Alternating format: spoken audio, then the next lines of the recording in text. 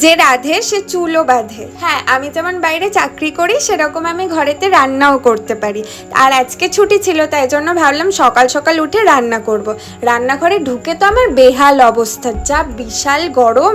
তারপর নিজের পুষ্টি বাড়ানোর জন্য এই আন্ডাটা জান নিয়ে নিলাম। আহা, এই গরম গরম ডিম সিদ্ধের কি স্বাদ, কি সুস্বাদু না। নিচে এবার তাড়াতাড়ি কমেন্ট করো তো তোমাদের কাদের কাদের ডিম খেতে খুব ভালো লাগে। কাজুকেও দেখে ভাবলাম একটু খেতে দিয়ে দিই, তার জন্য ওকে দুটো বিস্কুট বার করে দিলাম। ব্যাটা খেলো না, বলছে তুই ডিম খেলি আর আমাকে বিস্কুট দিবি, আমি খাবো? তার জন্য মুখটা ঘুরিয়ে নিয়ে চলে গেল। এবার চলো দেখাই কি কি রান্না করলাম। হ্যাঁ, রান্নাগুলো কিন্তু খুব ভালো হয়েছিল।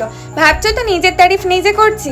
ভাই, এ জীবনে কেউ তোর তারিফ করবে না, নিজের তারিফ নিজেকেই করতে হয়। বানিয়েছিলাম হচ্ছে শাক ভাজা আর পমফ্রেট মাছের ঝাল।